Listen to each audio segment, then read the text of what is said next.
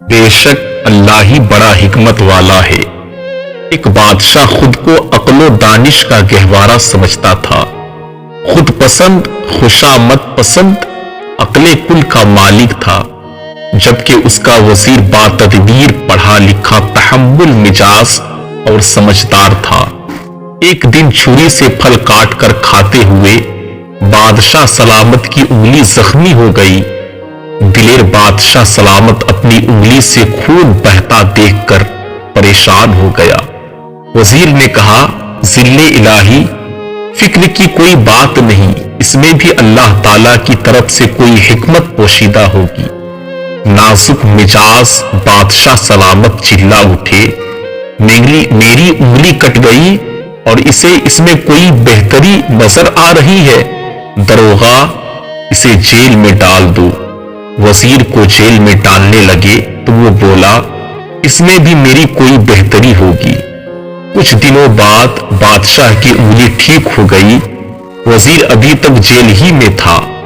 بادشاہ سلامت ایک دن اکیلے ہی جنگل کی طرف نکل گئے، واپسی پر راستہ بھٹک گئے اور کسی دوسرے علاقے میں پہنچ گئے۔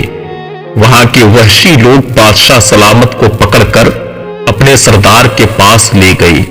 سردار نے کہا، اس کو کمرے میں بند کر دو، ہفتے کا دن اس کی قربانی ہوگی۔ مقررہ دن بادشاہ سلامت کو جب قربانی کے لیے چبوترے کی طرف لے کر جا رہے تھے تو ان کے مذہبی پروہٹ کی نظر اس کی انگلی پر پڑی، جہاں اسے کٹ کا نشان نظر آ رہا تھا۔ پروہٹ نے جنگلیوں کے سردار کو مخاطب کر کے کہا، سردار، اس کی قربانی نہیں ہو سکتی کیونکہ یہ داغی ہے۔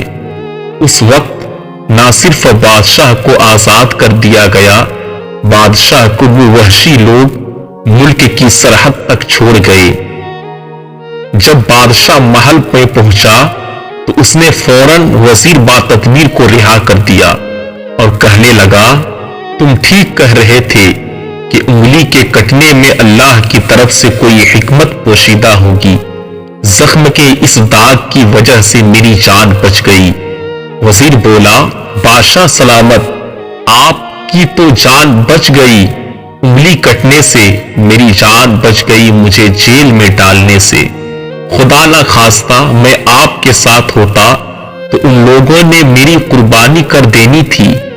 دونوں کی زبان سے بے اختیار نکلا، سچ ہے اللہ تعالیٰ کے ہر ایک کام میں حکمت پوشیدہ ہوتی ہے۔ حکایت رومی۔ ایسے ہی عمدہ قسم کے سبق آموز واقعات، حکایات اور اسلامک ویڈیوز کے لیے آج ہی ہمارے چینل سے جڑیں۔ السلام علیکم۔